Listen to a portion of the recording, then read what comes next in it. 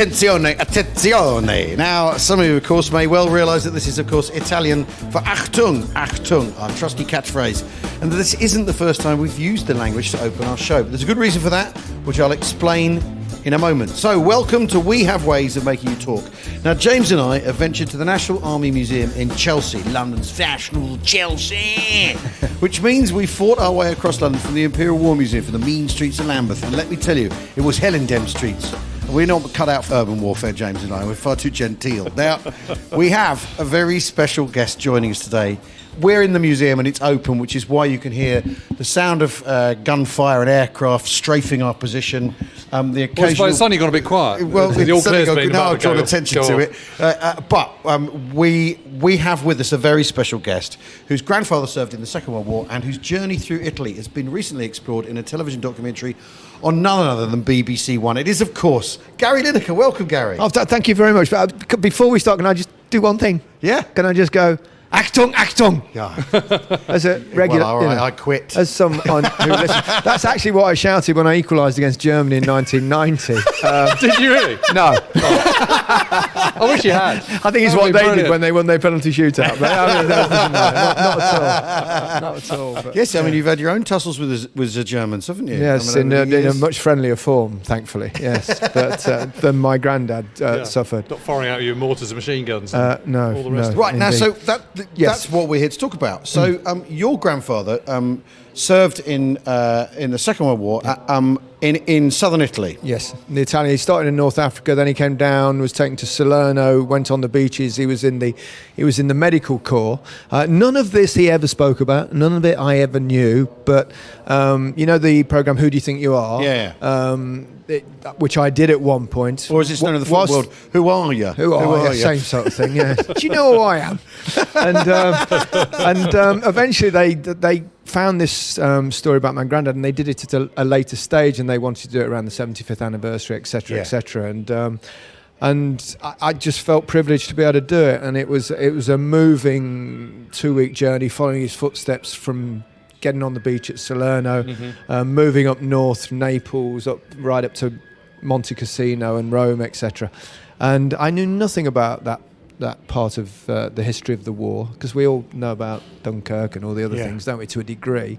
And to follow that journey and to be given the privilege of doing it and I have never in my life, for anything possibly other than the occasional goal in football, had any kind of positive feedback, like just positive right across the board. Yeah. I mean, we all know what social media can be like, and whatever you talk about, someone will have a pop at you. But for that, it was just universally adored by people, and it was amazing. Great. So not only did your grandfather hadn't talked about this, not only did you not, that was a closed book, but then the book that book was inside was also closed, because Indeed. You're quite right. Italy is kind of is relegated in the story that we tell ourselves about the war in this country. But Gary, when you got to Italy, I mean, one of the first things you notice is just this huge amounts of mountains everywhere. Well, that's the thing I thought, because I asked really silly questions at times, you know, but because I'm very much out from my comfort zone with you two and talking about war, but from learning from his experience. They landed on the beach, then they're being shot at, and they were called this thing called the D-Day Dodgers, where they, you know, because Italy's quite nice, it's sunny, and all that, but it was winter, and of course Italy is incredibly mountainous right through the middle. And they had to keep going up mountain after mountain after mountain, where the Germans were perched on the top, shooting down at them. And it was midwinter, it was freezing cold and snowy. And my granddad was actually in the medical corps, so I can't imagine the scenes that he would have had to. Yeah. Now, I mean, it's just. I mean, what everyone sort of. I mean, the planning for the Italian campaign takes place in sort of July and August.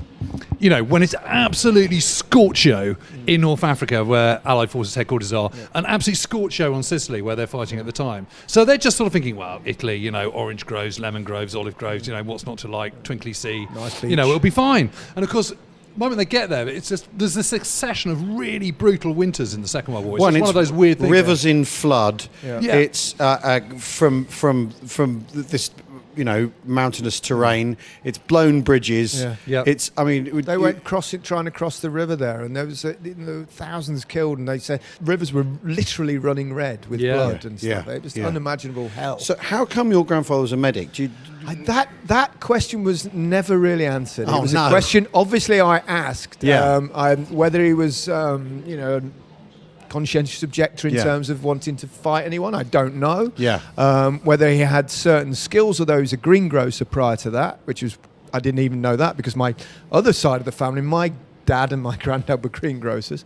And he never spoke about it. And the other weird thing is because they got in touch with my agent, right? And my agent said, "Oh, this is an amazing opportunity to do this because my dad did exactly the same journey as your granddad, so he wanted to learn as much as me." And it turns out his dad and my granddad actually were really close friends and played golf with each other all the time in Kirby Muxloe. We don't know whether they ever had the conversation. They both made the same journey during the war from Salerno up to Monte Cassino. Dear God. Yeah. I mean, one of the things, Gary, is that everyone assumes that when you're in the war that you're going to be an infantryman or in a tank or something or a gunner. Yeah. But the interesting thing about the British Army, and certainly by 1944 when he was over there at Monte Cassino, is that actually the makeup is 43% service corps, and that includes the RAMC. Yeah. So you've got a 43% chance of ending up there. I mean, infantry is about 14%. Oh, I see. Tanks are about 8%. Yeah. Then you've got engineers and you've got gunners and all the rest of it. So you could... Yeah. It's probably nothing to do with being conscientious objector. It's probably just... No, probably that's where not. he I ended don't up, know. I'm just wondering. And I spoke to two... these amazing old guys. One was 104, and he served. He was also in the medical corps, and he said he was put in the medical corps because prior to that he worked at Boots, in a chemist. That's the reason. And he was an unbelievable character. We said, as long as he didn't ask if people wanted a loyalty card when they were wounded. So he flew out to do it. We said, no, we'll come to you. He went, oh, I'd love to come back. I want to come back. And he 104 years old. That's amazing. Yeah, they were brilliant. The other guy was 95, and he actually walked up, the Polish memorial thing. It's amazing. And he actually walked up all the steps. And God, in his mid-90s. Really fantastic people. And you got up to the top, didn't you, at 5.593? Yeah. With the cross at got the top up to there. the cross, So that's the key. Extraordinary. That's the key to understanding Monte Cassino. And you look down, you think, how did they do it? Yeah. Well, I look down and think, how did I get up these stairs? I know. I was a bit sluggish compared with my friend. But when you go to a place like that, and it's someone you're related to or someone you know, you do feel differently about it. You do relate to it in a different way, don't you? You do. I didn't, prior to doing it, I didn't know how I would react, how I'd feel. I did a bit of the training that he would have done for the medical corps at the start of it, and that was just like a bit of fun. Yeah. But then when you get there and you start to see, actually, we went on a boat and we got on the beach and did exactly what they did. But it was August, and the sun was shining. Yeah. There were people lying on the beach sunbathing, and you had to use your imagination a little bit. But I was in the company of experts, and they said, "Well, they've been shelled, they've been fired out here. They come on the beach." Your granddad, we can tell from the service book that exactly where he was at his specific time, and he was one of the first people. His corps were one of the first people on the beach in Salerno and stuff like that. And learning that stuff as I was going along, I became more and more intrigued, more fascinated, and to know what they went through and the decisions they would have had to have made. There's a guy shot in the leg, there's another one who's dying, you've got to leave one, you've got to save one, all those sorts of things. It's terrible responsibility on a young man, isn't it? Yeah. I mean, you literally just can't believe it. No. But going back to Monte Cassino, I mean, I remember when I first went there, I remember arriving in the town at kind of dusk, and it was still just enough light, and I remember getting out and looking up and just going, holy moly, that is so high, that's so imposing. How do you ever get up there? I know, it's extraordinary. And it wasn't just Monte Cassino, there were other mountains on the way to that. Of course, yeah. That took weeks, in fact months to kind of conquer and win over. And you can see why when you're there. I used to ask them, I said, well, why did we keep going up the mountains? Why didn't we just go round on the bottom where they've got these nice motorways? And you had that explained? Yes, obviously, yes. But not enough ships. Not enough shipping. No, exactly. And the fact that that's, the Germans had all their stuff on those bottom bits, and they were kind of forced to, they had to kind of conquer the top of the hills, which, it just seems like madness, but somehow they managed to do it. Well, Kesselring, the German commander, is always convinced that the Allies are going to outflank because, he's just come from Sicily and, he's seen this amphibious invasion of 160,000 people on day one. So he's thinking, well, what's the problem? Why on earth aren't the Allies outflanking us, which is the obvious thing to do? And obviously they then do that at Anzio. Yeah. But the main reason is because D-Day has got to take priority over here in Europe, and so a lot of the shipping has to go over there. And also, the operations in the Pacific require vast amounts of shipping because, of course, it's all island hopping. So the demands on shipping, they just literally can't make these landing craft and these landing shifts quick enough. I mean, in my game, if it's crowded down the middle, you get the ball out wide. And that's what you do, don't you? Go around and cross it in. Think about that. I mean, we've talked about Tuka before. He was a commander of this Indian division, and his idea was to just completely bypass the actual Monte Cassino massive of the monastery on the end and 593 and all the rest of it, where the Polish Memorial now is. And he wanted to go up Monte Cara, which is that big mountain behind it, really, really big one. He said, look, let's just go out there and just isolate, because it's actually like a triangle, the Monte Cassino massive. And he was just completely overruled by Freiberg, who was this New Zealander commander who was incredibly brave and had won a VC in the First World War, but wasn't the sharpest tool in the shed. We're going to get more. Last time we've done this, haven't we? Last time we had a go at Freiberg, we got all sorts of angry emails. Very brave, lovely bloke. Everyone loved him. Great to have it at a dinner party, but just not brilliant. No, but I'm very, very, very brave, man. But a lovely bloke. I'm not mentioning him. Anyway, so it wasn't like no one thought of it. It's just that the people who were making the decision didn't have the kind of courage of their convictions to let that happen, let them try it, I think. But was your grandfather stretcher bearing then? He was literally... He started stretcher bearing and then he gradually worked himself up. He was a surgeon by the end? No, I don't think he was a surgeon. I don't think he was a surgeon at all, but it was weird. I mean, he died when I was in my early 20s, about 20, I think I was about 23. I was quite close to him. One thing I did learn, it sounds a bit, it's nothing, but he always had polo mints, and he always smelled of polo mints all the time. He always had a packet on him. And then I found in the war that polo mints were actually a part of their little survival kit. There was a part of it in the thing. So it's probably where he got it from. That's the only hint I ever had to anything remotely involved with the war. Amazing. Yeah, he never mentioned it ever, and he was lovely. He was like, he's a really nice, charming, nice golfer, sold insurance, and it was. What a wonderful thing to do, though, because it is a way of connecting, isn't it? I wish I'd been able to have the conversations that latterly I learned, see what you actually did go through. Whether he would have wanted that or not, I don't know. I do remember going back there in 2004. And it was it was obviously a big 60th, I guess, but 60th anniversary.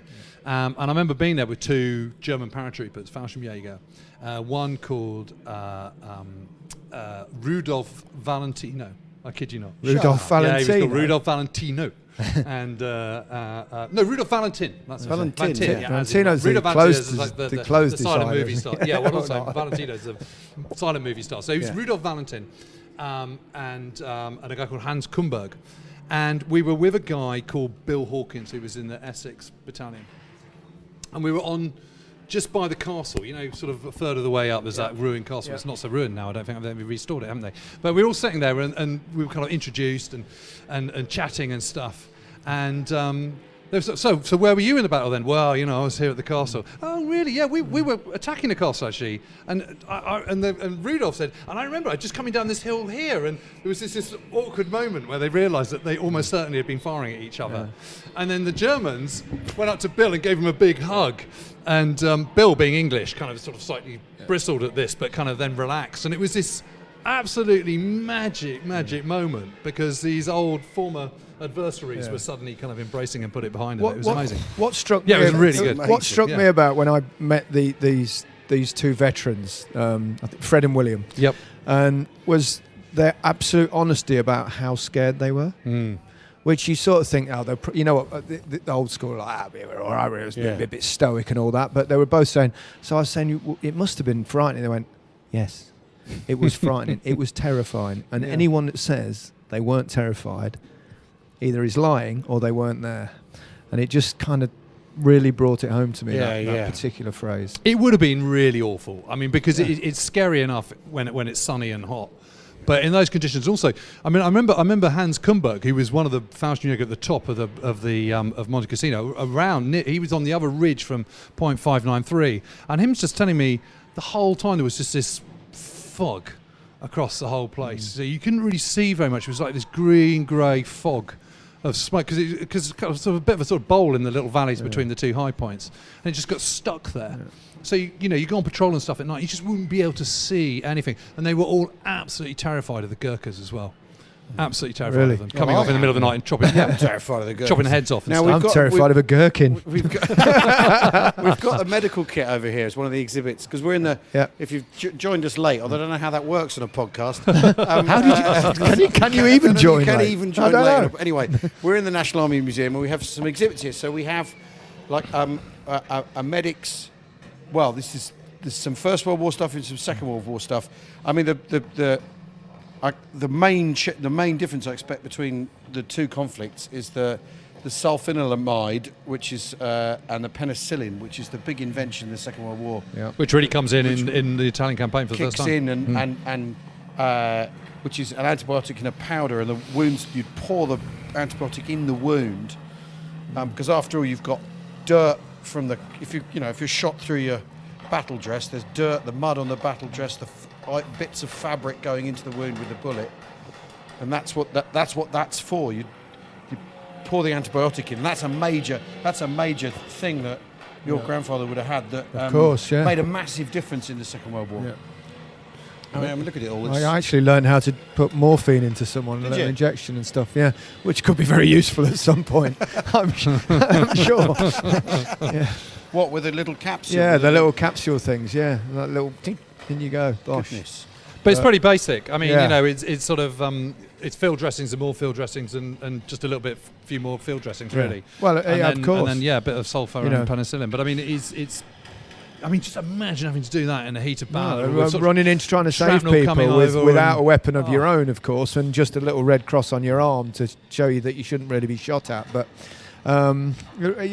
remarkable bravery, really, from all of them that were there. It's just staggering, and it actually blew my mind a bit, because I'd never really had to think about it before. I know. Our lives are so easy and nice, aren't they? Indeed. Yeah, let's hope they stay that way. Yeah, absolutely. Well, and seeing as our lives are easy and nice, we're going to take a break now, because we live a bone idle life in the second decade of the 21st century. We'll see you in a minute. I'm going to get a polo.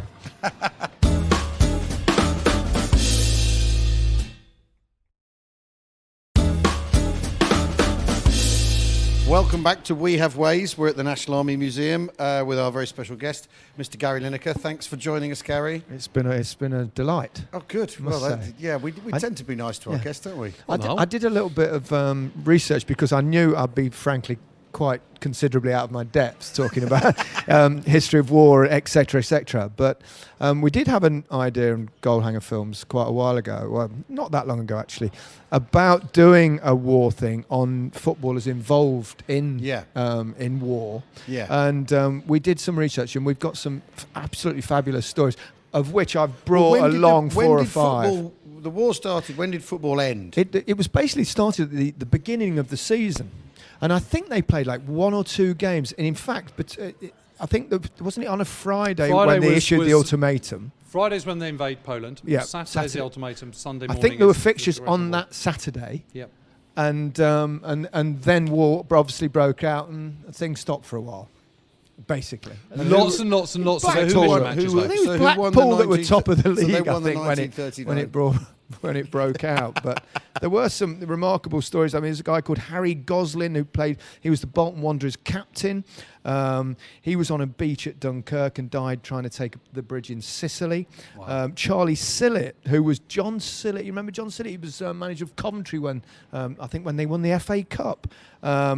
His dad, Charlie, captained Southampton in 1938, volunteered for the Royal Navy and was sunk by a German U-boat. He drowned in the Channel. Some extraordinary stories. Tom Cooper played 15 times for England at right back and played in the final Liverpool game before the war on that Saturday, September the 2nd.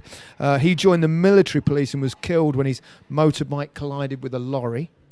Got Sid Guerin. He played for Arsenal and Southampton before joining the parachute regiment.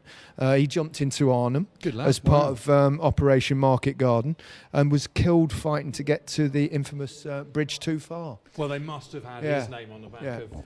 You know, and we were at Arnhem, and on the Saturday they always have the names of people who were killed on the back of their shirts. You would hope it would. Yeah, He it's must probably have been. Not the way footballers normally have the name on the back of shirts, but much sadder, of course. And this is an extraordinary story. There's a guy called Alexandre Villaplin. I probably pronounced it totally wrong, but he captained France at the 1930 World Cup, but became a major collaborator with the Nazis, rising to Untersturmführer in the SS. He joined the SS? The SS, yeah. And then he was placed in charge of finding French resistance fighters and organised the execution of people in June 1944. But he was executed by a firing squad on Boxing Day that year. So footballers' involvement in the war was quite considerable. Wow. And That is an amazing story, That isn't was, it? Because you just assume that all footballers are going to fight for the right side and going to be He they're ended going to up be playing heroes.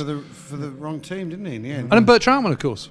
Bert Trautmann, A German paratrooper. Yeah, and fought on the Eastern Front all over. Yeah. And then ended up Manchester City, breaking wasn't his he? neck in goal for Manchester City in the Cup. Playing final. on. Yeah, played on. Played on with a broken neck. Men were men. Made him then. tough then. Yeah, they I certainly mean, that did. is something else, isn't it? Yeah.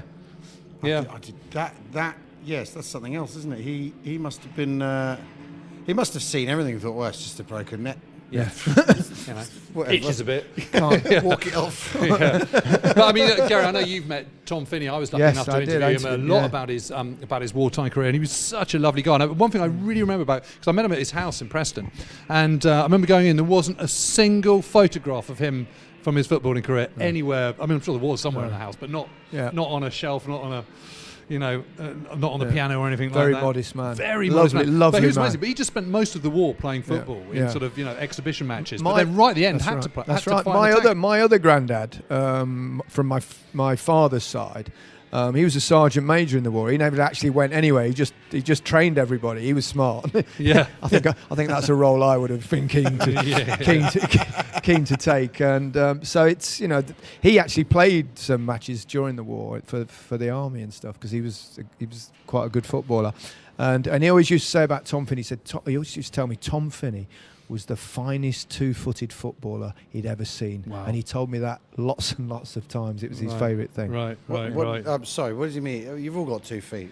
What are you on about? We can kick with I both. think it means Kick with that both. you're relatively skillful with both, and you can't tell the difference between. Right, I mean, right. I'm sure if you Ambidextrous. kick a ball, what Yeah, would you kick yeah, it with? with I know my you're right joking, foot. Al. Yeah, I know yeah. you're joking, but I can only use my right So foot. how come Finney... Except against Germans, when I did once use my was left it when, foot. when we'd run out of people then? Yeah, so basically they were Yeah. running short, and they were really kind of scraping the barrel in Italy because they were just running short by early 1945. So he went in. I think he was in 13th, 18th Hussars, something like that. But he was in one of the Hussar. Anyway, he's in a tank, Right. and he was in the final battles of kind of sort of March, April 1945, Incredible. and he absolutely did his bit, and he was in Yeah. danger, and and saw all sorts of terrible things, Amazing. and absolutely manned up. Yeah, a and lot did of what he had footballers to do. insisted on going. Yeah. Insisted on going. Yeah. I mean, Well, it's the same with cricketers. yeah, So, I'm sure, and all sportsmen. because one of the reasons why Keith Miller, the great Aussie all-rounder, never really got on with Don Bradman was because Don Bradman had a bad back for literally the whole war. And didn't go. And then literally the really? moment the war was over, it's like, do you know what, I think it's a bit better now. Yeah. And it was all right. And he all just felt he skived off. And Having, there was this great having line heard about- that now, I'm really glad he didn't get the average of 100. Yeah. Because didn't he always average in 99.94? 99.9 something? But Keith yeah. Miller was playing in the, he was in the RAF and flew mosquitoes. And, was in action, and it was on a low-level raid in late April, early May 1945. And guy directly in front of him got blown up, or directly behind him, but, he was right in the firing line. And it's very interesting, when he was asked to sit for his portrait for the MCC, he wore his Air Force tie. And that summer of 1945, they had all the victory tests where they had these kind of sort of makeshift Aussie team against a makeshift England team, whoever's around and whoever's back from POW camp. And at the last one, they said, so Mr. Miller, how are you coping with the pressure of the next test? He goes, pressure? I'll tell you what pressure is. Pressure's having a Messerschmitt up your arse, not playing cricket. He's probably got a point. Yeah, he has got a point. He has got a point. But, cricketers were killed too. There was Yeah. Ross Gregory, who's amazing Aussie batsman. There was Ken Farnes, British bowler. And Headley Verity, sort of one of my great heroes, was killed in Sicily. Yeah. Along with Yeah, he was. Yeah, great Who cricket. was that guy you just mentioned? The guy who was killed. He was at Dunkirk, died at Sicily. That would be Harry Gosling, who also apparently stood on the centre circle of one game Yeah. and actually encouraged people to sign up for the war. Wow. Yeah. That's amazing. I had a great time going out in Sicily and finding the spot where Headley Verity received his mortal wound. He didn't die for a couple of weeks. but he was left for dead on the battlefield and picked up by the Germans and taken over to mainland Italy and died basically of sepsis. But it was amazingly moving to go to the spot, almost to the spot where it had all happened, to kind of work it all out. That's exactly what I found when I followed my granddad's footsteps. There was one time, and the time I actually got quite emotional. Yeah, I was stood on the bridge of the river where they were trying to cross, and it was pointing out to me that from the notes you could tell that my granddad was actually in the tent that the ambulance, field ambulance bit, was literally 100 yards from where I was, and that kind of got me a little bit, and I felt incredibly proud. I'm stood on the bridge, and then they've given me this few lines from that a doctor wrote that is part of the program. I started reading it, and it was so beautifully written. And at one point he said, "And a man falls next to me, and he's dead, and he's no longer and he used to us," basically. And the way he wrote it was really poetic and beautiful, and it just got me. And then I thought, my Christ, my granddad was part of that, and then I really did myself by suddenly thinking, I just wish my mother was still alive to see this program about her dad. Would have been special. Her two brothers were alive; they've seen it, and I think they were chuffed with it. But it was very emotive. Yeah, it is. It just is. Yeah. I mean, but I mean, all these stories, all this stuff, and you talking about this and your family, and and I think of and you're reminding me when I went to see where my grandfather was killed. Talking about this, is it? And we come back to this every now and again on this podcast because we like telling the stories. But the war touched everyone. It didn't matter what you were, whether you were a footballer or a cricketer or a stockbroker like my grandfather or whatever.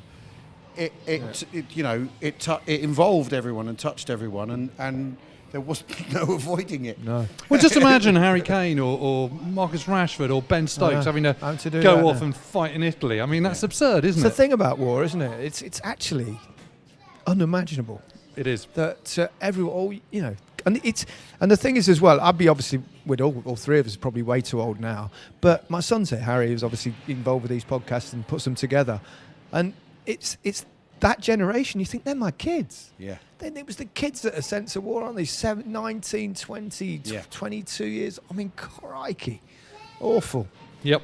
Awful. Yeah. If Harry went, we'd be fine.